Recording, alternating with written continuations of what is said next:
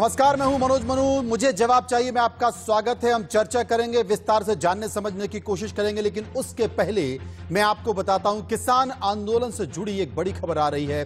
जी हां, बड़ी खबर यह है कि सरकार ने लिखी है किसानों को एक और चिट्ठी। किसानों से आंदोलन खत्म करने की अपील की गई है। सरकार के द्वारा खुले मन से बातचीत करे किसान, ये सरकार ने कहा इस चिट्ठी में। इसके साथ साथ सरकार ने कहा है कि 40 किसान संगठनों को ये चिट्ठी लिखी है और सरकार फिर से वार्ता करने के लिए तैयार है। लेकिन किसान अब भी असमंजस में हैं। असमंजस में इस बात को लेकर है कि आखिर वो करें तो क्या करें, क्योंकि 9 दिसंबर को जो बातचीत हुई थी, बातचीत अभी भी वहीं पर थमी हुई है। किसान कहते हैं कि कृषि कानून वापस हो और सरकार कहती है कि बातचीत करें, हम विचार को तैयार हैं। ये जो आप चिट्ठी देख रहे हैं, ये विवेक अग्रवाल है, जो कि संयुक्त सचिव है कृषि मंत्रालय में। उन्होंने ये चिट्ठी किसान संगठनों को लिखी है। 40 किसान संगठनों को ये चिट्ठी लिखी है। इसके पहले भी विवेक अग्रवाल एक और चिट्ठी लिख चुके हैं और उस चिट्ठी पर भी किसानों ने निराशा जाहिर की है। तो किसान और कृषि कानून की लड़ाई अब और बड़ी हो गई है, क्योंकि बाकी विपक्षी किसान आंदोलन के 29वें दिन अब राहुल गांधी, प्रियंका गांधी की भी एंट्री हुई है। इसके पहले वो इस आंदोलन से दूर थे। आज राहुल गांधी ने किसानों की मांगों को लेकर विजय चौक से राष्ट्रपति भवन तक पैदल मार्च किया, पैदल मार्च निकाला है। कांग्रेस नेताओं के साथ राष्ट्रपति से मिलने का ऐलान किया था। लेकिन राहुल के मार्च से पहले ही इलाके में धारा 144 लगा दी गई और राहुल गांधी, प्रियंका गांधी किसानों के समर्थन में मार्च नहीं कर पाए हैं। प्रियंका को मार्च से रोका गया तो प्रियंका गांधी वहीं पर धरने में बैठ गई। इसके बाद कांग्रेस के 3 नेताओं को राष्ट्रपति से मिलने की इजाजत दी गई। कांग्रेस नेता राहुल गांधी, अधीर रंजन चौधरी और गुलाम नबी आजाद, ये तीनों नेता राष्ट्रपति से मिले और राष्ट्रपति को 2 करोड़ किसानों के हस्ताक्षर वाला ज्ञापन सौंपा गया है। राहुल गांधी ने आज कृषि कानून को लेकर प्रधानमंत्री मोदी और बीजेपी की सरकार पर एक के बाद एक कई बार हमले किए। सबसे पहले सुनिए कि राहुल गांधी ने इस मुद्दे पर क्या कहा। नरेंद्र मोदी जी का एक ही लक्ष्य है और वो किसान समझ गया है, मजदूर समझ गया है। लक्ष्य है कि उनके आसपास जो 2, 3, 4 बड़े क्रोनी कैपिटल्स हैं, उनके लिए पैसे बनाने का काम नरेंद्र मोदी जी करते हैं। जो भी नरेंद्र मोदी जी के खिलाफ खड़े होते हैं, वो उनके बारे में कुछ ना कुछ गलत बोलते रहते हैं। किसान खड़े हो जाएंगे तो किसान को आतंकवादी बोलेंगे, मजदूर खड़े हो जाएंगे तो मजदूर को आतंकवादी बोलेंगे। एक दिन अगर मोहन भगवत खड़े हो गए तो कहेंगे ये भी आतंकवादी है। मतलब जो भी नरेंद्र मोदी जी से सत्ता लेने की कोशिश करेगा वो आतंकवादी है। पर जिस प्रकार से नरेंद्र मोदी कर रहे हैं, मैं फिर से दोहरा रहा हूं, हिंदुस्तान के किसी भी युवा को रोजगार नहीं मिलेगा। सारे छोटे बिजनेस, सारे मिडिल साइज बिजनेस खत्म हो जाएंगे। एक तरफ आप अपने सिस्टम को तोड़ रहे हो, आप अपने लोगों को लड़ा रहे हो, आप अपने किसान को मार रहे हो, मजदूर को मार रहे हो, और दूसरी तरफ बाहर से फोर्सेस देख रही हैं, कह रहे हैं कि बहुत अच्छा है, नरेंद्र मोदी हिंदुस्तान को कमजोर कर रहा है और हमारे लिए अच्छी अपॉर्चुनिटी बनने जा रही है। कि ये जो कानून बनाए गए हैं, ये किसान विरोधी कानून है और इससे किसानों का जबरदस्त नुकसान होने वाला है, मजदूरों का, किसानों का। और देश को दिख रहा है कि किसान कानून के खिलाफ खड़ा हुआ है। और मैं प्रधानमंत्री जी से कहना चाहता हूं कि ये किसान हटेगा नहीं। प्रधानमंत्री को यह नहीं सोचना चाहिए कि किसान और मजदूर घर चले जाएंगे, नहीं जाएंगे जब तक ये कानून वापस नहीं लिया जाएगा। जॉइंट सेशन कीजिए और कानून को एकदम वापस लीजिए, क्योंकि किसान वापस नहीं जाने वाला है।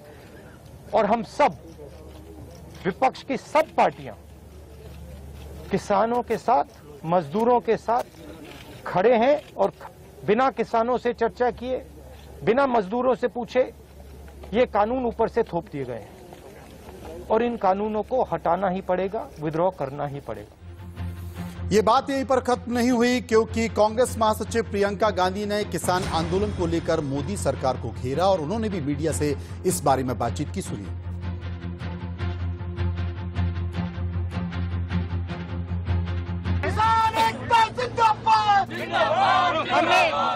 हमने 2 करोड़ किसानों के हस्ताक्षर इकट्ठे किए हैं जो हम राष्ट्रपति जी तक पहुंचाना चाहते हैं, ताकि वो जाने कि ये किसान जो बॉर्डर पे बैठे हुए हैं उनके साथ 2 करोड़ और किसान इस देश के लगे हुए हैं, कि पूरी देश की जनता उनका समर्थन कर रही है।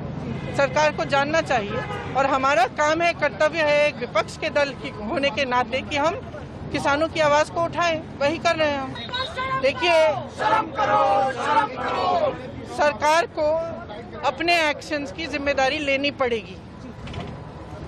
सरकार 5 सालों के लिए, 6 सालों, 7 सालों के लिए नहीं चल सकती। अगर आप इससे पहले प्रधानमंत्री मोदी कई बार ये कह चुके हैं कि विपक्ष किसानों को भ्रमित कर अपनी सियासत चमका रहा है। एक बार उनकी बात को भी सुन लिया जाए। मैं सभी राजनीतिक दलों को हाथ जोड़ के कहना चाहता हूं, आप सारा क्रेडिट अपने पास रख लीजिए। आपके सारे पुराने घोषणा पत्रों को ही मैं क्रेडिट देता हूं। मुझे क्रेडिट नहीं चाहिए। मुझे किसान के जीवन में आसानी चाहिए, समृद्धि चाहिए, किसानी में आधुनिकता चाहिए। आप कृपा करके देश के किसानों को बरगलाना छोड़ दीजिए, उन्हें भ्रमित करना छोड़ दीजिए। अब यह बड़ा सवाल है कि किसानों के नाम पर क्या विपक्ष अपने काम पर है, क्योंकि यह आरोप सरकार के द्वारा लगाया गया। आपने देश के प्रधानमंत्री नरेंद्र मोदी को भी सुना और वो भी ये कहते हैं कि विपक्ष बेवजह इस पूरे मामले को मुद्दा बनाने की कोशिश कर रहा है। किसानों के लिए सड़कों पर अब राहुल और प्रियंका उतर आए हैं। ये भी अपने आप में बड़ी बात है। आपको याद होगा कि 23 दिसंबर को ममता बनर्जी ने किसानों से बात की थी। उनके 5 सांसद मौके पर पहुंचे थे किसानों के साथ और ममता बनर्जी से बात करवाई गई थी। उस वक्त भी विपक्ष ने तमाम सारे आरोप यहां पर लगाए थे। 11 दिसंबर को किसानों के आंदोलन में लेफ्ट पार्टी के झंडे दिखाई दिए थे। उस वक्त यह कहा गया था कि किसानों के साथ लेफ्ट पार्टियां हैं, वाम दल हैं और वो इस मुद्दे को हवा दे रहे हैं। 7 दिसंबर की बात कर लेते हैं। आपको याद होगा कि 7 दिसंबर को सिंघू बॉर्डर पर अरविंद केजरीवाल गए थे और उन्होंने किसानों को इस आंदोलन में समर्थन देने की बात की थी। उस वक्त भी अरविंद केजरीवाल के ऊपर यह आरोप लगाए गए थे कि जनाब किसानों के कंधे पर बंदूक रखकर आप अपनी राजनीति को चमका रहे हैं। अब कुछ सवाल हैं जिन पर मुझे जवाब चाहिए। मैं देश से जवाब चाहता हूं, मैं सरकार से जवाब चाहता हूं, जवाब मैं किसानों से भी चाहता हूं। इसलिए मैं आपसे पूछना चाहता हूं, ये वो कौन से सवाल हैं, इनको गौर से सुनिए, जिन पर आज चर्चा होने वाली है। किसानों के नाम पर क्या वाकई विपक्ष अपने काम पर? दूसरा सवाल, क्या किसानों को भड़का रहा है विपक्ष क्योंकि वो उनके साथ खड़ा है, वो प्रदर्शन कर रहा है? तीसरा सवाल कि विपक्षी पार्टियां किसानों के द्वार पर हैं तो सरकार को आपत्ति क्यों है, सरकार बार बार इसे मुद्दा क्यों बना रही है? और चौथा सवाल कि किसान आंदोलन पर सियासत क्यों हो रही है? ये 4 सवाल सामने हैं और इन 4 सवालों का हम जवाब ढूंढने की कोशिश करेंगे। एक बड़ा पैनल हमारे साथ होगा, तमाम राजनीतिक पार्टियों के प्रतिनिधि मेरे साथ होंगे, किसानों की चिट्ठी, सरकार की चिट्ठी मेरे साथ होगी। हम समझने की कोशिश करेंगे। भारतीय जनता पार्टी के प्रवक्ता और नेता गुरु प्रकाश मेरे साथ होंगे, डॉक्टर राम गोपाल दीक्षित भारतीय किसान यूनियन के हैं वो मेरे साथ होंगे, अनुज अत्रे जो कि कांग्रेस के नेता हैं वो मेरे साथ होंगे, बादल देवनाथ जो कि टीएमसी के हैं वो भी मेरे साथ होंगे और विजय तलान जो कि प्रवक्ता हैं बीकेयू की वो भी मेरे साथ होंगे। सबसे पहले बात गुरु प्रकाश साहब से। गुरु प्रकाश जी, क्योंकि बहस बड़ी जोर से चल रही है, 29वां दिन किसानों को है, धरने पर बैठे हैं, आंदोलन कर रहे हैं, कई किसानों की कैजुअलिटी हो चुकी है, लेकिन यहां सबसे बड़ा सवाल है कि सरकार कहती है कि विपक्ष किसानों के कंधों पर बंदूक रखकर राजनीति कर रहा है। मैं आपसे यह जानना चाहता हूं कि मुझे जो परिभाषा बता दीजिए कि विपक्ष की परिभाषा क्या होती है। आप मुझे थोड़ा वक्त दीजिएगा, मैं अपनी बात पूरा वक्त लीजिए। देखिए, लगातार सरकार का जो शीर्षक वो निरंतर संवाद करने का प्रयास कर रहा है, ये देखा है। चिट्ठियां लिखी जा रही हैं, सरकार के वरिष्ठ मंत्री बैठ रहे हैं और अभी भी सरकार के सबसे बड़े नेतृत्व में ये बोला जा रहा है कि हम विनम्रता पूर्वक हाथ जोड़ करके अपने किसान भाइयों से आग्रह करते हैं, आपके मन में जो भी संदेह है जो भी संशय है उसको क्लॉज बाय क्लॉज, प्रावधान दर प्रावधान हम लोग बातचीत करने को तैयार हैं। लेकिन इन आंदोलन के बीच में एक और बात जिस पर हमें गौर फरमाना चाहिए वो ये है कि अभी कुछ ही दिनों पहले कैबिनेट ने 3500 करोड़ का आवंटन किया गन्ना किसानों के लिए, उससे सीधे तौर पे 5 करोड़ गन्ना किसानों को डायरेक्ट बेनिफिट ट्रांसफर हुआ है। उसी 3500 करोड़ से 5 लाख शुगर मिल वर्करों को लाभ मिला है। 1600 करोड़ का आवंटन मध्य प्रदेश में हुआ है। अभी 25 तारीख को कल 18,000 करोड़ का आवंटन होना है, जिससे 9 करोड़ किसान भाई लाभान्वित होंगे। फसल बीमा योजना हो, किसान सम्मान निधि योजना हो, हमारी सरकार प्रतिबद्ध है किसानों के विकास के लिए, किसानों के कल्याण के लिए। लेकिन इन सब के बावजूद अभी भी जो भ्रांति फैलाई जा रही है विपक्ष के द्वारा, एमएसपी खत्म हो जाएगा। एमएसपी पे बार बार प्रधानमंत्री ने स्वयं कहा है, मंत्रालय ने कहा है कि लिखित आश्वासन देने को तैयार है, मंडियां खत्म हो जाएंगी, मंडियों के बाहर किसानों को स्वायत्तता और स्वतंत्रता मिलेगी। मनोज जी, मैं पटना जिला का किसान हूँ, मुझे बेहतर विकल्प मिल रहे हैं बगल के जिले में, मुझे बेहतर रेट्स मिल रहे हैं, क्या मुझे वहां जाने की स्वतंत्रता नहीं होनी चाहिए? तो इन सब के बाद भी अगर मैं अभी भी आपसे बोल रहा हूं मनोज जी, आपके माध्यम से, इंडिया न्यूज के दर्शकों के माध्यम से मैं ये बात रख रहा हूं आज पटल पे कि जो भी सिंगू बॉर्डर पे हमारे भाई बैठे हैं, देखिए सरकार आप ही की है, कोई वैमनस्य का भाव नहीं है, कोई अपना तुम्हारा भाव नहीं है। हाँ, कई बॉर्डर पे बैठे, मैं उन सबसे आग्रह करता हूं, आप आइए, आप डेट दीजिए, हम लोग बैठेंगे, बातचीत करेंगे और चर्चा और संवाद से हल निकालेंगे। चलिए, अब मैं पूछ लेता हूं, कांग्रेस के नेता अनुज अत्री मेरे साथ मौजूद हैं। बहुत अच्छी परिभाषा यहां पर विपक्ष की बताने की कोशिश की है, क्योंकि हमें यह समझना होगा, अगर हमें अपना जवाब ढूंढना है तो पहले यह समझना तो होगा कि सत्ता पक्ष का क्या काम है, विपक्ष का क्या काम है, क्योंकि जब तक हम इसका जवाब नहीं ढूंढ पाएंगे हम नतीजे पर पहुंच नहीं पाएंगे और हमें जवाब मिल नहीं पाएगा। अनुज साहब, जरा मुझे बता दीजिए कि विपक्ष होने का मतलब क्या है, विपक्ष की परिभाषा क्या है, विपक्ष का काम क्या, जरा बता दीजिए संक्षेप में। देखिए, विपक्ष का काम लोकतंत्र में जो है जनता की आवाज सरकार तक पहुंचाने का काम सबसे पहले विपक्ष का होता है, क्योंकि जमीनी पर सीधे तौर पर विपक्ष जनता से जुड़ी होती है और सरकार जो निर्णय लेती है, और सरकार अगर कोई ऐसा निर्णय लेती है जो कि जनता के लिए अहित करता है, कहा जाता है हित में है, लेकिन वो कहीं ना कहीं जनता को नापसंद है, तो विपक्ष का क्या काम है? सरकार को चेताना, सरकार से आग्रह करना, और सरकार नहीं माने तो अपना विरोध प्रकट करना। और यही काम सबसे पहले, जब ये देखिए अध्यादेश जब जून में पारित हुआ तो ये विपक्ष को तो साथ लिया नहीं था, तब तो इन्होंने जो है अपना जो है पंजाब में इनके अलायंस है अकाली दल, उनके साथ मिलकर के अध्यादेश पारित कर दिया था। अमृत सिंह कौर जी, बादल जी उसमें थी शामिल। लेकिन जब ये पार्लियामेंट के पटल पे लाया गया, कांग्रेस के सांसदों के सामने लाया गया ये बिल, तो निश्चित तौर पे इसमें बहुत भ्रांतियां दिखी। इसमें दिख गया कि ये जो 25 लाख करोड़ का कृषि व्यवसाय है, ये कृषि व्यवसाय जो हमारे देश के 60 करोड़ से ज्यादा किसान भाई हैं, जो हमारा एक कृषि प्रधान देश है, उनकी जो है पीठ में छुरा घोंपने वाला ये बिल साबित हो सकता है। और जो बार बार सरकार के ऊपर इन 6 सालों से इल्जाम लग रहा है कि ये अपने पूंजीपति मित्रों को लाभ पहुंचाना चाहती हैं, गरीब आदमी। बड़ा सवाल आपने ठीक कहा अनुज साहब, आपने ठीक कहा, लेकिन अगर मेरे यहां पर शादी है तो खाना तो मैं बनाऊंगा ना। खाना बनाने के लिए मैं आपको आमंत्रित नहीं करूंगा, क्योंकि मुझे अपने हिसाब से माहौल बनाना है, अपने हिसाब से चीजें तय करनी है। आप सदन में, चाहे वो संसद हो या देश की स्थिति हो, वहां पर आपके पास बहुमत नहीं था, सरकार के पास बहुमत था, सरकार ने बिल को पास करा लिया, लोकसभा में भी पास करा लिया, राज्यसभा में पास करा लिया। इसलिए कहा जाता है कि मजबूत विपक्ष का होना बहुत जरूरी है। टीएमसी के नेता बादल साहब मेरे साथ मौजूद है। बादल साहब, विपक्ष का मतलब क्या हिंसा करना है? विपक्ष का मतलब क्या बेवजह के मुद्दों को बड़ा करना है? विपक्ष का मतलब क्या बरगलाना है? नहीं जी, मैं इस किसान के बारे में और विपक्ष के बारे में कहना चाहता हूँ। पार्लियामेंट में देखिए जितना बहस होता है, बहस को इधर उधर हो जाता है आइन पास करने के लिए, लॉ पास करने के लिए, तो लेकिन बहस करने का मतलब ये नहीं है, लेकिन आवाज उठाना चाहिए। आवाज उठाने का भेड़िया तरीका होता है, और ऐसे चुपचाप कहने से तो कोई तो नहीं सुनेगा। माँ के पास कोई बच्चा नहीं रोएगा तो माँ तो दूध तो नहीं देगा, तो रोना भी, जब बच्चा रोते हैं तब वो सोचते नहीं है वो कैसे रोएगा। अक्सर ये थोड़ा नीचे होगा ना, आवाज ज्यादा चिल्लाकर बच्चा रोएगा, तो बच्चा तो रोएगा, भूख तो उसको मिटाना पड़ेगा। लेकिन मैं एक बात और एक बात कहना चाहता हूँ, पूरा आपके चैनल के माध्यम से मोदी जी को, अमित शाह जी को और कृषि मंत्री जो है, अर्थ मंत्री जो है, उन सभी को मैं कहना चाहता हूँ, देखिए बिल पास करने से पहले, आइन पास करने से पहले एक बार पूरे देश में घूमना चाहिए था, वहाँ उनका अधिकारी के बारे में अधिकार लेके हर जगह में जाना चाहिए था। किसान का समस्या कैसे समाधान किया जाएगा, किसान कैसे जिएगा, किसान का परिवार कैसे जिएगा, इसका रास्ता ढूंढने का जरूरत था। पहले उसके पहले ना ढूंढ के वो लोग क्या किया, पहले आइन पास कर दिया। ठीक है, आपकी बात को समझ लिया। आप सबसे बड़ा सवाल यहां पर यह समझिए कि बादल साहब कह रहे हैं कि किसान कैसे जिएगा, किसान कैसे रहेगा, किसान कैसे खाएगा। ऐसा तो नहीं है कि देश की सरकार इस वक्त किसानों को मारना चाहती है। ऐसा भी नहीं है कि देश के प्रधानमंत्री नरेंद्र मोदी किसानों के खिलाफ काम करना चाहते हैं। लेकिन हाँ, कुछ विसंगतियां हो सकती हैं, यह अपने आप में सबसे बड़ा सवाल है। अब यहां पर यह समझिए कि किसानों की मांग क्या है। सुन लीजिए बादल साहब, सुन लीजिए, आपकी बात हमने सुन ली। अब यहां पर मांग क्या है किसानों की?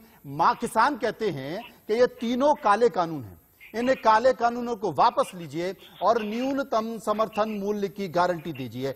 आज भी विवेक अग्रवाल जो कि संयुक्त सचिव है कृषि मंत्रालय में, उन्होंने 40 किसान संगठनों को जो पत्र लिखा है, उस पत्र में लिखा है कि आपकी एपीएमसी की मांग को हम मान रहे हैं, उस पर हम चर्चा करेंगे। आपके जो एसडीएम की बात है, ऊपर न्यायालय की जाने की बात है, उस पर हम चर्चा करने को तैयार हैं। विद्युत के बिलों की बात है, उस पर बात हो चुकी है, हम आपको आश्वासन देने को तैयार हैं। पराली की बात है, उस पर बात हो चुकी है, आश्वासन देने को तैयार है। लेकिन इस पत्र में यह लिखा है कि जो न्यूनतम समर्थन मूल्य है उसका जिक्र इन तीन कानूनों में नहीं है।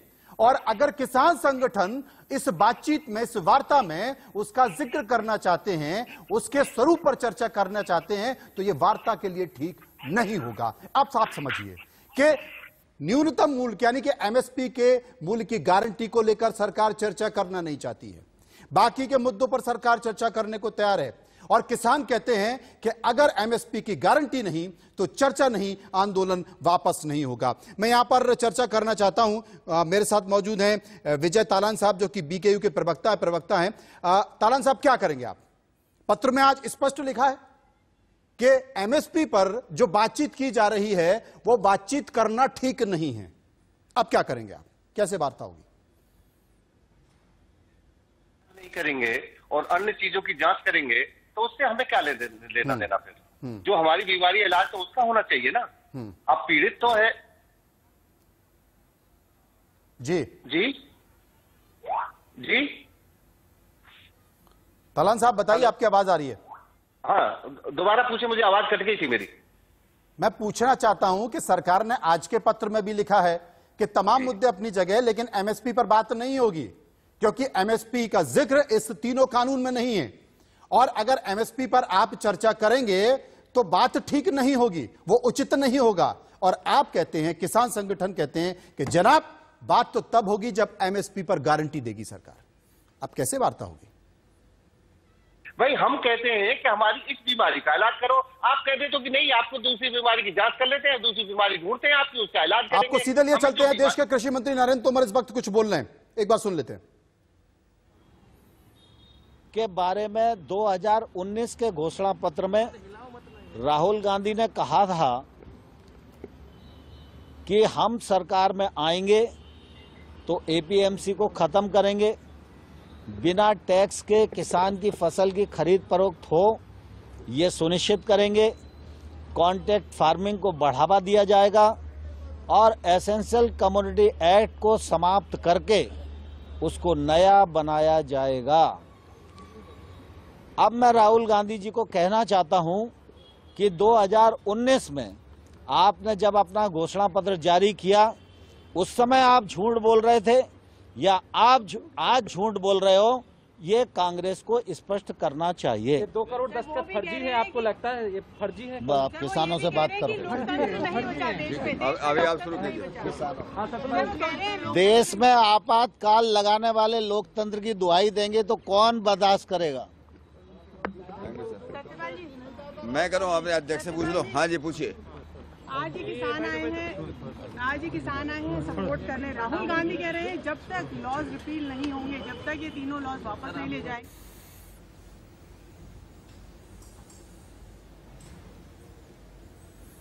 तो जैसा कि आप देख रहे थे, अभी आपके सामने मौजूद थे बागपत के सांसद, और बागपत के सांसद कुछ किसान संगठनों के लोगों को लेकर केंद्रीय कृषि मंत्रालय पहुंचे थे। वहां पर नरेंद्र सिंह से मुलाकात हुई थी। आज भी किसान संगठन के लोगों ने देश के कृषि मंत्री से मुलाकात की थी। उसी संदर्भ में देश के कृषि मंत्री जब बाहर आए तो उन्होंने मीडिया को संबोधित किया और सवाल वही है, राहुल गांधी से सवाल है कि आप अपने घोषणा पत्र में 2019 के लोकसभा घोषणा पत्र में जिन मुद्दों का जिक्र करते हैं, आज उन्हीं मुद्दों का विरोध करने के लिए आप सड़कों पर आ रहे हैं, उन्हीं मुद्दों का विरोध करने के लिए आप राष्ट्रपति महोदय के पास पहुंच जा रहे हैं, ज्ञापन दे रहे हैं। आपकी नीति क्या है? आपका चाल चरित्र क्या है?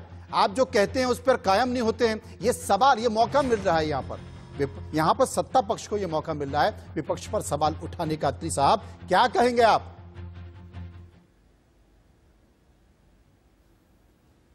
खासतौर से जिस तरह से भी कृषि मंत्री जी ने जो बयान दिए बहुत ही गलत है, क्योंकि सरकार से लोग उम्मीद नहीं करते कि झूठ बोले। सरकार का काम झूठ नहीं है। सरकार भी अगर झूठ बोलने लगेगी तो देश चलेगा कैसे? राहुल गांधी जी ने कब ऐसा बोला? और मैनिफेस्टो में, कांग्रेस के मैनिफेस्टो को वो सामने क्यों नहीं पेश करते हैं? मैं पेश कर देता हूं अगर आप मुझे कहें तो। उसमें स्पष्ट तौर पे लिखा था कि ये जो कृषि कानून है और जो एपीएमसी का जो कानून है, इसमें हम संशोधन करेंगे और संशोधन करेंगे किसानों के हित में। लेकिन आपने उस संशोधन शब्द को हटा दिया और संशोधन के साथ आपने एपीएमसी की व्यवस्था को खत्म करने पर कर दिया भारतीय जनता पार्टी की सरकार ने। किसने कहा था खत्म करने? हमने कहा था संशोधन करेंगे, क्योंकि एपीएमसी में थोड़ा सा जो ये 60 साल से पुराना कानून है उसमें कुछ अब समय के हिसाब से, समय काल के अनुरूप जो है उसमें परिवर्तन होना चाहिए। लेकिन आपने जो है उसका लाभ उठाते हुए, और हमने पेश करे ना ये पेश, सरकार में अगर हिम्मत है तो मैनिफेस्टो पेश करें, या आप मुझे अवसर दीजिएगा, मैं नेक्स्ट डिबेट में आपके सामने, नहीं तो आप अपनी अगर टीम को बोले वो ला करके दिखा दें। नहीं, अनुसार नेक्स्ट डिबेट में नहीं, आप इतने दिनों से डिबेट में आ रहे हैं और विपक्ष, सत्ता पक्ष इसे मुद्दा बना रही है। मुझे लगता है कि आपके हर प्रवक्ता को मैनिफेस्टो को कॉपी अपनी जेब में रखकर चलना चाहिए। क्यों गुरु प्रकाश साहब? क्योंकि जब तक ये मैनिफेस्टो की कॉपी जेब में रखकर नहीं चलेंगे तब तक आपको यकीन नहीं होगा और आप ऐसे ही आरोप लगाते हैं। मनोज जी हाँ गुरुप्रकाश जी। देखिए, ऐसा है कि मैं इनको याद दिला देता हूं कि 2019 का जो मैनिफेस्टो था आपका अनुज जी, उसमें पेज नंबर 17 पॉइंट नंबर 11 मैं पढ़ के सुना रहा हूं, आपको सुन लीजिए बिल्कुल। बार बार के ये दोहरे मापदंड की जो सीमा है उसको आप लोग सम्मान करिए भाई। Congress will repeal the agricultural produce market committees act and make the trade in agricultural produce, including exports and interstate trade, free from all restrictions. और मेरे कंप्यूटर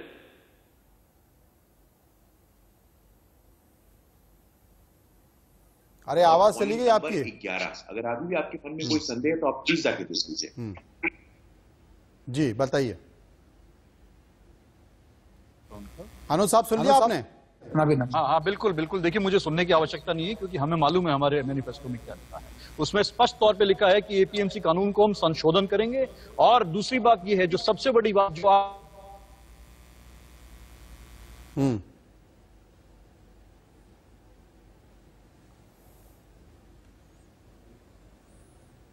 किसान, आज देश का किसान का सरकार से विश्वास उठ चुका है, जो कि बहुत ही दुर्भाग्यपूर्ण है। सरकार से विश्वास नहीं उठना चाहिए। क्यों विश्वास उठा, उसके पीछे कारण है। जून में ये सरकार अध्यादेश लेकर के आती और जैसे ही जून में ये लेकर के आते हैं, उसके बाद ये अपना 23 जून को सरकार मक्का की इंपोर्ट ड्यूटी 50% से घटा करके 15% कर देते हैं अध्यादेश लाने के बाद।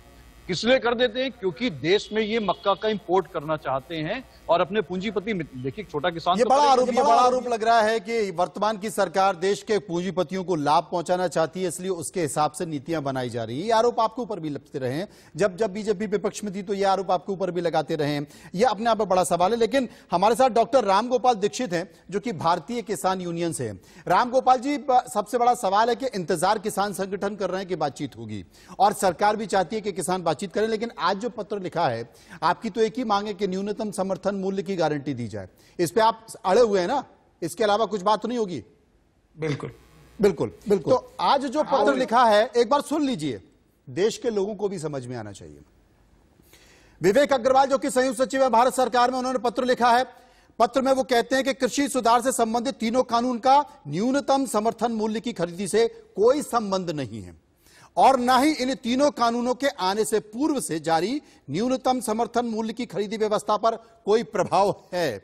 इस बात का उल्लेख वार्ता के हर दौर में किया गया है। यह स्पष्ट है, सरकार न्यूनतम समर्थन मूल्य की खरीदी की वर्तमान व्यवस्था को लागू करने को लेकर लिखित आश्वासन देने को तैयार है, लेकिन इस विषय में कोई नई मांग रखना जो नए कृषि कानून से परे है, उसका वार्ता में सम्मिलित किया जाना तर्क संगत प्रतीत नहीं होता है।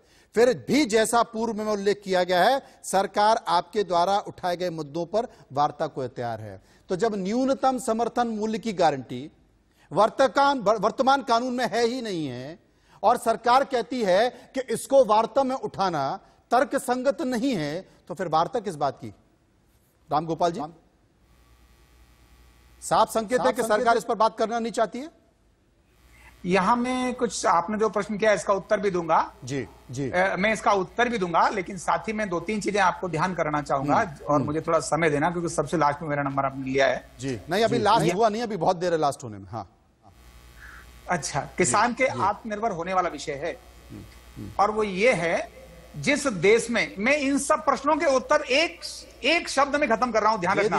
अरे आराम से खत्म कीजिए, अभी वैसे खत्म होने वाला नहीं है, कई दिनों तक और चलेगा। आप बोलिए। यानी 70% आबादी भारत की ग्रामीण है, किसान है, शहर में भी रहने वाले आधे से ज्यादा लोग किसान हैं।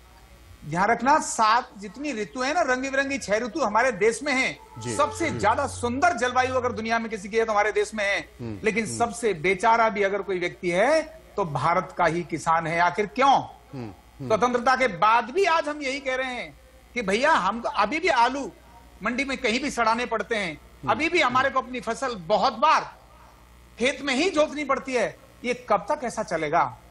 और जिनकी बात आप कर रहे हैं, क्योंकि सबको अपने राजनीतिक स्वार्थ चाहिए।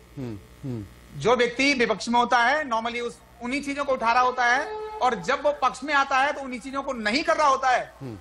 जिस प्रकार से कांग्रेस का शासन भी आ रहा है, मैं किसी राजनीतिक पार्टी का नहीं हूं, मैं किसानों और किसान की बात कर रहा हूं। आज जिस प्रकार से जो नियम आए हैं, तीनों कानून आए हैं, इन कानूनों को मैंने पढ़ा है और मुझे अच्छा लगता है। और मैंने अपने सारे किसान साथियों को जब इस विषय की चर्चा की तो मुझे लगा कि भैया अगर कहीं छोटा मोटा संशोधन अगर करने की जरूरत पड़ती है, हमें 90% चीज अच्छी मिल रही है, हमें एक चीज पर नहीं अड़ना चाहिए। क्योंकि हम किसान हैं, हम जानते हैं कि जब फसल में कोई रोग आता है तो फसल के उस रोग को मारने के लिए कहीं दवाई छिड़कनी पड़ती है। आप मानते हैं कि इस कानून में बहुत सारी चीजें अच्छी हैं, लेकिन पूरी फसल को हम जोतते नहीं, नष्ट नहीं करते हैं। अभी आपने बात बोली न्यूनतम समर्थन मूल्य की, हम एज ए किसान चाहेंगे, क्योंकि अभी हमको सरकार के सपोर्ट की आवश्यकता है, लेकिन हम इससे बढ़कर चाहेंगे कि हमें आत्मनिर्भर होने के लिए स्वतंत्र किया जाए, हमें चीजों में नहीं बांधा जाए, हम भी अपनी चीजों को उत्पादित करके अच्छी क्वालिटी में भारत में किसी भी कोने पर और दुनिया के अंदर कहीं भी व्यापार करने के लिए हमें छूट मिलनी चाहिए। अरे 5 साल 10 साल के बाद तो हमें किसी समर्थन की जरूरत नहीं पड़नी चाहिए, इतना जबरदस्त भंडार हमारे पास है। तो आखिर क्यों राजनीतिक रोटियां भंडार तो है, लेकिन सड़ भी बहुत जाता है। भंडार तो हमारे पास खाद्यान्न का बहुत है, लेकिन सरकारी गोदामों में पड़े पड़े वो सड़ भी जाता है। क्योंकि मैं यही बात कहने वाला था कि जो सड़ जाता है, आखिर हमारी चीज, हम बिचौलिए हमारी चीज को लेकर हमको ही उल्टे उससे 10 गुने दामों में देते हैं। ये बिचौलियापन खत्म होना चाहिए। इसके लिए जो कुछ चीजें हमें लगी हैं सरकार की अच्छी हैं, और मैं अपने बाकी किसान साथियों को भी ये बात बोलूंगा कि देखिए, फसल का अगर कोई पार्ट, कोई एक पौधा कहीं रोग आया तो उसको ठीक करें, पूरी फसल को नष्ट करने की जरूरत नहीं है। हमें ऐसा लगता है कि सरकार की नीयत कोई खोट नहीं है, और वो जो कुछ करना चाहती है तो उसके लिए आगे बढ़ना चाहिए। और जो लोग अभी, जैसे अभी हमारे साथी हैं टीएमसी वाले अपने, वो भी हैं, और साथ में जो कांग्रेस के जो बरस रहे थे। हाँ,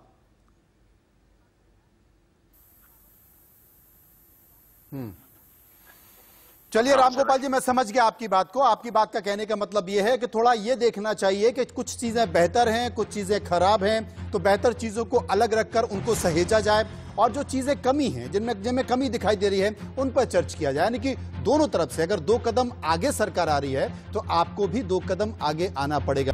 तो डॉक्टर रामगोपाल विस्तार से चर्चा कर रहे थे, वो समझाने की कोशिश कर रहे थे और ये बताने की कोशिश कर रहे थे कि रामगोपाल जी कह रहे थे कि राम की गंगा पूरी मैली नहीं है, थोड़ी बहुत है, इसको स्वच्छ किया जा सकता है बातचीत के जरिए, चिंतन के जरिए, मनन के जरिए। हम एक बार फिर से चलेंगे गुरु प्रकाश जी के पास। गुरु प्रकाश जी, मैं आपसे जानना चाहता हूं, क्योंकि यहां पर बहुत अच्छी चर्चा हो रही है, अड़ना नहीं होना चाहिए, और सबसे बड़ी चीज है कि जब अगर गतिरोध हो जाता है तो फिर वार्ता नहीं होती है, और वार्ता नहीं होती है तो किसी चीज का हल नहीं निकल पाता। 29 दिन हो चुके हैं, कई किसानों की मौत हो चुकी है। सरकार कहती है कि ये जो मुद्दे हैं, ये जो बातें हैं, ये हो ही नहीं सकती है। आज भी पत्र में इस बात का जिक्र किया गया है। तो अब करें तो क्या करें? कोई बीच का रास्ता निकलता दिखाई दे रहा है?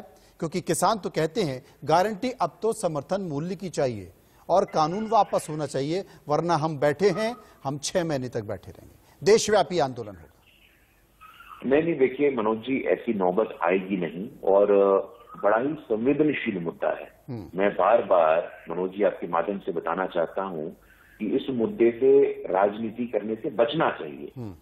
बात बात पे राहुल गांधी जी ट्रैक्टर में सोफा सेट लगा करके पहुंच जाते हैं, हाथ हिलाते हैं, राष्ट्रपति भवन के बाहर पहुंच जाते हैं और प्रेस कॉन्फ्रेंस कर लेते हैं। लेकिन उन लोगों को आत्ममंथन करना चाहिए।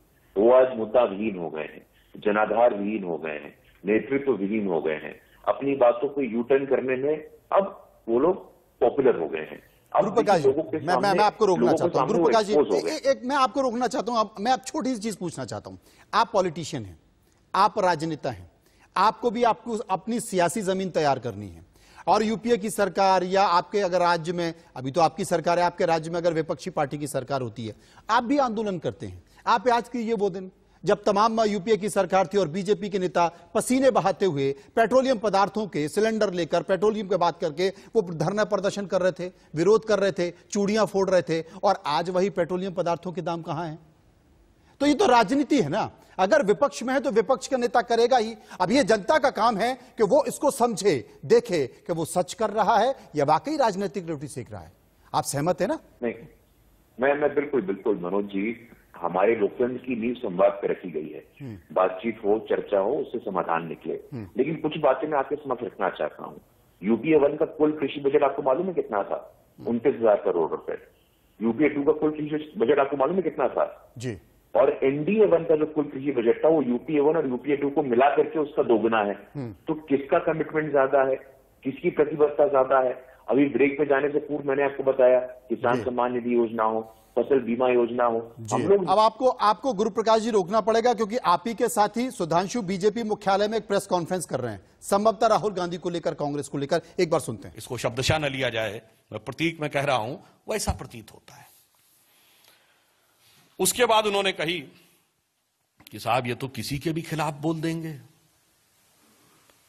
सरसंघ चालक भागवत जी के बारे में भी बोल दिया। भाई आप तो बोल चुके हैं। संघ के बारे में आतंकवाद की बात आप किससे बोल चुके हैं? अरे भैया अमेरिकी अधिकारियों से बोल चुके हैं। आपके गृह मंत्री सदन में माफी मांग चुके हैं और आप कोर्ट में माफी मांगने की प्रक्रिया में चल रहे हैं। तो मेरे विचार से यहां पर भी उनकी स्थिति बहुत स्पष्ट है। किसानों के बारे में जो लोग यह कह रहे हैं, हम किसानों के प्रति पूरी तरीके से संवेदनशील हैं। कृषि मंत्री जी ने खुले मन से वार्ता के लिए भी तैयार हैं। उन्होंने लिखित में पत्र भी दिया है। प्रधानमंत्री जी ने, मोदी जी की सरकार ने जितना किसानों के लिए किया है, संख्यात्मक दृष्टि से और भावनात्मक दृष्टि से, both statistically and emotionally, Bharat के इतिहास में अभूतपूर्व है। फिर भी जिन लोगों ने हमेशा धोखा दिया है, जिन्होंने हमेशा छल किया है, मैं पूछना चाहता हूं, चौधरी महेंद्र सिंह टिकैत जी का 1988 का जो आंदोलन था, उसकी कितनी बातें मान ली थी बाद में? किसानों के बड़े बड़े आंदोलन हुए। एक जमाने में चौधरी देवीलाल जी के नेतृत्व में, चौधरी चरण सिंह जी के नेतृत्व में, सरदार प्रकाश सिंह बादल जी के नेतृत्व में, शरद जोशी जी के नेतृत्व में, जिन्होंने हमेशा किसानों के साथ बेईमानी की, वो आज रहनुमाई करने के लिए आ रहे हैं। मुझे तो वही पंक्ति याद आती है कि ये बलमा बड़े बेईमान हमें पटियाने आए हैं। तो मेरे विचार से भारत के सुधी किसान इन विषयों को भी अच्छी तरह समझते हैं। अब चीन को भी बीच में ले आए, तो मुद्दों की तो कोई वही नहीं है, कहीं से कुछ भी पहुंच जाएंगे। कहते हैं चीन ने भारत की जमीन पर कब्जा किया है, तो मैं याद दिलाना चाहता हूं राहुल गांधी जी, यह कब्जा खानदानी है, आपके खानदान की देन है। तो अपने खानदानी कब्जे को हमेशा ध्यान रखना चाहिए। हमारे दौर में, मोदी जी की सरकार के समय में, मैं याद दिलाना चाहता हूं, आपके और हमारे दौर में क्या अंतर रहा? आपके में बांडुंग कॉन्फ्रेंस में जाके नेहरू जी कहते थे कि चीन को नहीं शामिल किया तो हम शामिल नहीं होंगे, और चीन के लिए वकालत करते थे कि संयुक्त राष्ट्र संघ में रखा जाए। हमने क्या किया? संयुक्त राष्ट्र संघ में मसूद अजहर आतंकवादी घोषित हुआ चीन के न चाहते हुए। शंघाई कॉरपोरेशन के प्रस्ताव में आतंकवाद का विषय आया चीन के न चाहते हुए। धारा 370 के ऊपर चीन कोई भी कहीं एक प्रस्ताव नहीं ला पाया। पूरा प्रयास करने के बाद मिसाइल टेक्नोलॉजी कंट्रोल रिजीम में हम सदस्य बने, चीन हमें बनने से नहीं रोक पाया। इसके बावजूद आपको यह यथार्थ नजर नहीं आता है। तो अब मैं आगे की बात कहता हूं। उन्होंने चोरी की भी बात कह दी। तो यथार्थ क्या है और चोरी क्या है? तो मैं यही कहूंगा, तोरी गठरी में लागा चोर मुसाफिर जाग जरा, अपनी आंखें तो खोलो भाई। अब चोरी का आरोप वो लगाते हैं सो जमानत पे रिहा है। जुर्म के जमानती ईमानदार बन गए चोरी के आरोप के झंडा बरदार। इसलिए मैंने सिर्फ आपके सामने बिंदुवार उनका उत्तर देने का प्रयास किया है। और मैं अंत में कहूंगा, चाहे जितना भी आप मुद्दे बदल लो, आपके ये झूठ और प्रपंच जनता के मध्य चलने वाला नहीं है। और कितने भी चेहरे बदलो, कितने भी आप आंदोलनों का लाभ उठाने का प्रयास करो, मैं किसान भाइयों से भी विनम्रता से अनुरोध करूंगा कि जब आपकी फसल लहलहाती हुई खेत में खड़ी होती है तो बहुत से गुजरने वाले इधर उधर के आवारा पशु, फिर मैं कैवियट के साथ कह रहा हूं कि शब्दशः न लिया जाए, प्रतीक में लिया जाए, आवारा पशु आकर उसे चरने का प्रयास करते हैं, मगर मुस्तैद किसान पूरी मुस्तैदी के साथ डंडा लाठी लेकर उनको बाहर कर देता है अपने खेत से। और मैं यहां अनुरोध करूंगा, और मुझे पूर्ण विश्वास है कि हमारे किसान बहुत विवेकशील हैं, और कौन उनकी फसल को ललचाई नजर से चरने की दृष्टि से देख रहा है, इसके बारे में वो पूरी तरीके से सतर्क हैं और लाठी लेकर मुस्तैद रहेंगे। बस मैं अंत में यह कहूंगा कि जितने झूठ रचने थे वो झूठ रच लिए, जितने मुद्दे बदलने थे बदल लिए, जितने आईने बदलने थे बदल लिए, मगर चेहरा नहीं बदलता। यह पंक्ति कहकर समाप्त करूंगा कि सच जरा सा घटे या बढ़े तो सच सच न रहे। सच जरा सा घटे या बढ़े तो सच सच न रहे, मगर झूठ की तो कोई इंतहा नहीं। और लाख चेहरे बदलकर, यहां पे मैं कहूंगा लाख मुद्दे बदलकर खड़ा हो जाऊं मैं, मगर ये आईना कमबख्त झूठ बोलता ही नहीं। धन्यवाद। बहुत बहुत धन्यवाद। अगला पीसी है, इसलिए चलिए, सुधांशु जी ने बड़ी अच्छी शेरो सारी कई सारी बातें और कई सारे लाइनों में अपना व्यक्त करने की कोशिश की। बादल साहब मेरे साथ मौजूद है। बादल साहब, पक्ष और विपक्ष में मुझे तो पिसता हुआ दिख रहा है किसान, क्या कहेंगे? सुधांशु जी के साथ मैंने बहुत बार डिबेट किया, एक साथ एक स्टूडियो में बहुत बार किया। सुधांशु बातें बहुत अच्छे करते हैं, वो शेयर भी बहुत अच्छे करते हैं, लेकिन सुधांशु जी को ये पता नहीं है। मैं यही कहना चाहता हूँ, स्वच्छ भारत अभियान का क्या हुआ? किसान का घर में 6,000 रुपया दे रहा है, 13,000 रुपया किसका घर से दे रहा? मोदी जी का घर से दे रहा है 6,000 रुपया। 6,000 रुपया से क्या होगा? और such make in India, digital India, smart smart city क्या हुआ? गंगा जमुना सरस्वती को क्लीन करने का बात था, वो कहा गया? जो भी घोषित किया एक तो कुछ नहीं, अनोटबंदी करके तो पूरा देश को डुबा दिया। और जिस दिन का किसान का बिल पास किया, उसी दिन से बंगाल के पूरा देश में आलू का कितना दाम था बताइए तो, प्याज का कितना दाम हुआ था बताइए तो। बादल साहब, आपकी आवाज फट रही है, थोड़ा आराम से बोलिए। आपकी आवाज फट रही है, तेज बोल रहे हैं तो आवाज फट रही है, आराम से। जिस दिन बिल पास हुआ कि उस दिन के बाद से आलू का दाम कितना हुआ, प्याज का दाम कितना हुआ था, पूरा सोच तो बाजार में आग लग जाता कोरोना का काल से लोग भूखा मर रहे हैं। लेकिन किसान पूरा देश में बताइए तो 5 लाख के ऊपर किसान आत्महत्या कर लिया।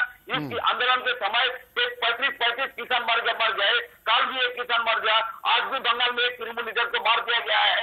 लेकिन हर दिन कुछ ना कुछ होता है। कौन भरोसा करेगा मोदी को?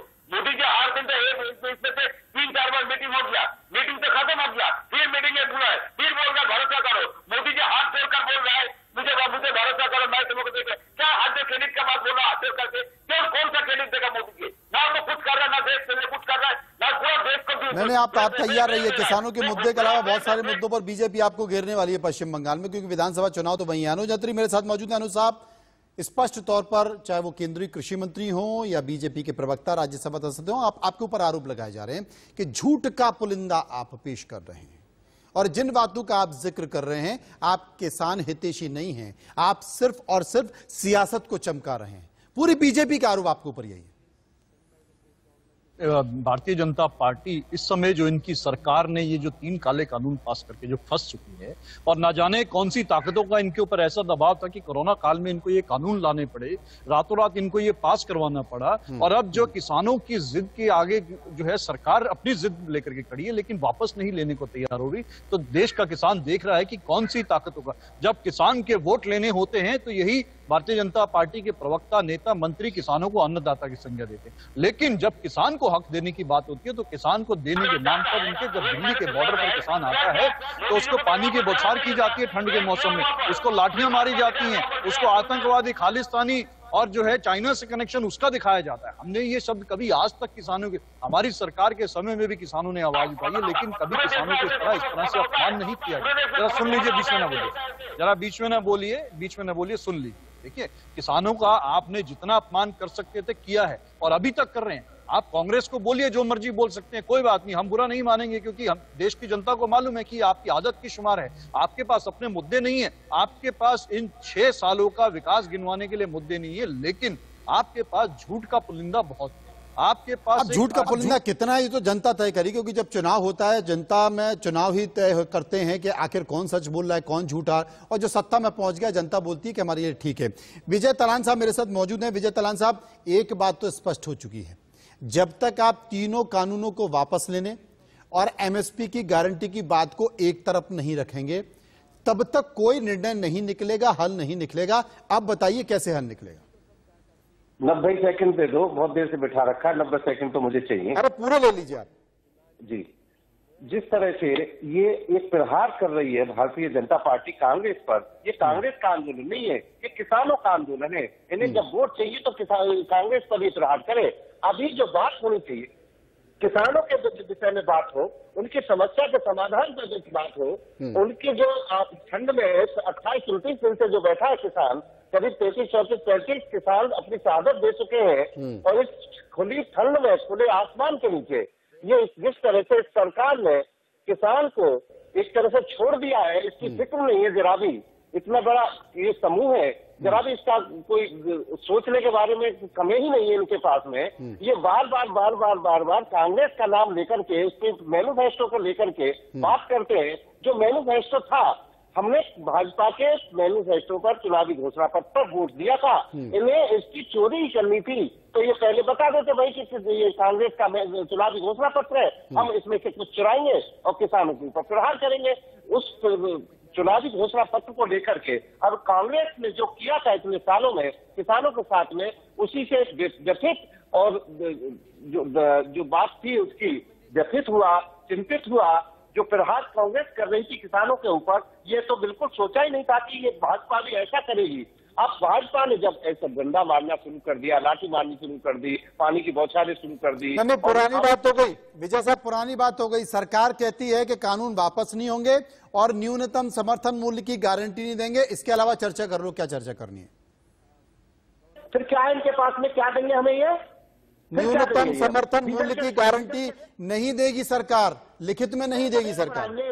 सर, डीजल के रेट बढ़ाएंगे, उर्वरक पर बढ़ाएंगे, जो ये बार बार कहते हैं कि स्वामीनाथन आयोग हमने लागू किया है। ये इतने झूठे हैं कि कौन सी इसमें इन्होंने, जो स्वामीनाथन आयोग की रिपोर्ट थी, डॉक्टर स्वामीनाथन ने जो कहा था 30+50% कहाँ लागू किया है इन्होंने, उसे बता दें। 1+1 ऐसा इन्होंने लागू करके जो देश को गुमराह कर दिया। बार बार आकर कहते हैं ये कि हमने स्वामीनाथन आयोग की रिपोर्ट को लागू किया है। ये इतने झूठे हैं कि जो शहर में व्यक्ति रहता है, जो शहरी लोग हैं, वो समझते हैं कि किसानों को। गुरुप्रकाश जी, विजय साहब बड़े गंभीर आरोप लगा रहे हैं। नहीं, बिल्कुल बिल्कुल, और मैं उतनी गंभीरता से उनकी बातों को सुन रहा था। विजय जी, थोड़ा ध्यानपूर्वक आपने पूछा हम लोगों ने क्या किया, आप मेरी बातों को जरा सुन लीजिएगा। 21 सितंबर 2020 तक पीएम किसान सम्मान निधि योजना के तहत लगभग 10 करोड़ 62 लाख किसानों को सालाना 6,000 की आमदनी हुई है। अब 6,000 की जो ये कीमत है बहुत बड़ी कीमत होती है, क्योंकि किसान सिर्फ बड़ा जमींदार किसान नहीं होता, किसान सिर्फ भूपेंद्र सिंह हुड्डा नहीं होता, किसान मैं आपकी बातों को सुन रहा था सर, मैं आपकी बातों को सुन रहा था विजय जी, मैं आपसे विनम्रता पूर्वक आग्रह कर रहा हूँ, मेरी बातों को सुन लीजिए सर जी। किसान सम्मान निधि योजना के तहत 10 करोड़ 62 लाख किसानों के खाते में 6,000 रुपए, बीमा लगभग 7 करोड़ 93 लाख किसानों को प्रधानमंत्री फसल बीमा योजना का लाभ मिला है। वन नेशन वन मार्केट के ई नाम से वस्तुओं के वितरण को आसान बनाया गया है। प्रौद्योगिकी का उपाय 21 सितंबर तक 1 करोड़ 67 लाख किसानों के नाम पर ई नाम का पंजीकरण किया गया है। 3500 करोड़ गन्ना किसानों को दिए गए हैं, 1600 करोड़ मध्य प्रदेश में दिया गया है। अभी कल 18,000 करोड़ से 9 करोड़ किसानों को लाभ होने वाला है। तो सीधे ये मेजर साहब इतना कुछ तो कर रही है सरकार, उसके बाद आप बोलने के बहुत भला जा रहा है। लेकिन पेशेवर तरीके से विजय जी आपकी बातों करने को आप देने को तैयार है सर। वो 3300 करोड़ जो दिया है, क्या दिया है? वो पैसा गन्ना नहीं लिया था क्या जी? देखिए अगर हम एक दूसरे के सामने किसानों को, आप मेरी बात सुन पाइएगा विजय जी, गुरु प्रकाश जी की बात एक बार सुन लीजिए। हाँ नहीं देखिए, अभी तक जो मैंने आपको आंकड़े दिए उसके अलावा मैं आपको बताता हूं कि अभी भी लगभग 4 लाख किसानों ने चिट्ठी लिख करके समर्थन दिया है इस बिल का। बिहार में 2006 से मंडी नहीं है। लगातार जो हमारा एग्रीकल्चरल ग्रोथ रेट है वो नेशनल ग्रोथ रेट से अधिक है। किसानों को स्वायत्तता मिले, किसानों को आजादी मिले, अपने जिले के मंडी के बाहर जाकर के भी उनको व्यापार करने की आजादी मिले, इसमें बुराई क्या है? लेकिन इन सब के बावजूद विजय जी अब आप सर इन सब के बावजूद अगर आपके मन में कोई संदेह है, कोई देखिए हम लोग आपस में ऐसे बोलते रहेंगे तो ये दर्शकों के साथ अन्याय होगा, ये दर्शकों के साथ अन्याय होगा। मैं आपके ऊपर गुरु प्रकाश जी आपकी सारी बातें सुन रही, सरकार किसानों के लिए बहुत कुछ कर रही है। विजय साहब आप बताइए, अब इतना कुछ करने के बावजूद भी आप क्या कहेंगे? सर पहले भी तो किसान को छूट थी, पूरे देश में कहीं भी बेच सकता था, खुले अपनी ट्रॉली में ले जाकर के माल को ही कोई रोक नहीं थी। ये भी एक गुमराह करने वाली बात हो गई। इन्होंने जो कहा है कि किसान अपना कहीं भी बेच सकता है, आज मैं अलीगढ़ में बैठा हूँ, मान के चलिए क्या अहमदाबाद में जाकर के मेरे पास 40 क्विंटल गेहूं होता है तो उसे मैं कहाँ बेचूंगा, आप काय में ले जाऊंगा और वहाँ 200 300 400 रुपए ज्यादा मिलेगा? जरा ये एक बार बता दें। बड़ा सवाल ये मंडियों की व्यवस्था है, क्योंकि मंडियों में करप्शन एक अलग विषय है और वो एक परेशानी का कारण है। राम गोपाल जी क्या करें? बात नहीं बन पाएगी क्या? बात नहीं बन पाएगी, क्या करें आप बताइए?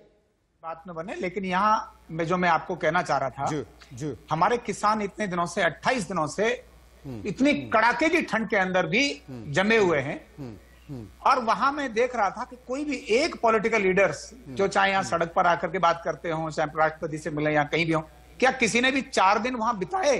अगर इनमें से राजनेताओं को 4 दिन वहां बिताने के लिए भेज दिया जाए ना तो ये समाधान ऐसे निकल जाएगा। नहीं तो फिर सरकार आरोप लगा देगी ना वहां बैठ के साजिश रची जा रही है। ये भी तो संकट है ना, ये भी तो संकट है ना बादल साहब। मैं तो मोदी जी को मैं बोलूंगा आपके चैनल के माध्यम से, खुद मोदी जी एक बार वहां पर जाए, सबसे अच्छा वो बढ़िया होगा, क्योंकि वो लीडर है। किसान का बात बार बार कर रहे हैं, किसान का समस्या समाधान का बात भी कर रहे हैं, लेकिन किसान का समस्या पूरे देश में नहीं हो रहा है। और मुझे भी पता है जो 5 लाख के ऊपर आत्महत्या का, जैसे यूपी में, आंध्र प्रदेश में, मध्य प्रदेश, राजस्थान में, छत्तीसगढ़ में, उत्तर प्रदेश में, आप बताइए कितना किसान आत्महत्या किया है? मुझे भी पता है, आपको भी पता है। लेकिन किसान को मैं पहले से जैसे कैसे किसान के परिवार को कैसे बचाना है, कैसे उनको उन लोग जिएगा, ये सोचना है। और सीधे तरीके से मैं बताऊंगा, ये बड़ा सवाल है और इसलिए सरकार ये कहती है कि हम खुले मन से बातचीत करने को तैयार हैं, किसान भी आए खुले मन से बातचीत करें। लेकिन उनके सबसे बड़ी बात है कि सरकार कहती है कि न्यूनतम समर्थन मूल्य की गारंटी तो हम दे नहीं पाएंगे। संकेत इसी तरह से हैं और ये तीनों कानून वापस कर नहीं पाएंगे। इसके अलावा जितने भी मुद्दे हैं उन पर चर्चा होगी, लेकिन चर्चा के साथ साथ तमाम विपक्षी पार्टियां 29 दिन बाद अब खुलकर समर्थन में आ चुकी हैं। लेकिन देखना होगा विपक्षी पार्टियां कि वाकई देश के मानस में या किसानों के मन में इस बात को जगह बना पाएंगे कि हां हम किसानों के साथ हैं, या भारतीय जनता पार्टी या बीजेपी या सरकार यह बताने में कायम होगी कि विपक्ष भ्रम फैला रहा है और सिर्फ किसानों के कंधे पर बंदूक रखकर सियासत कर रहा है। फिलहाल बहुत बहुत शुक्रिया सभी मेहमानों का जो मेरे साथ इस परिचर्चा में शामिल रहे। खबरों के सफर में इतना ही, और जवाब बहुत कुछ मिलने की बात नहीं हो पाई क्योंकि अब भी ये मुद्दा उलझा हुआ है। कोशिश करेंगे हर रोज कि इस मुद्दे पर, किसानों के मुद्दे पर हमको जवाब मिल जाए और शायद कोई बेहतर तरीका सरकार के पास निकल कर आ जाए। फिलहाल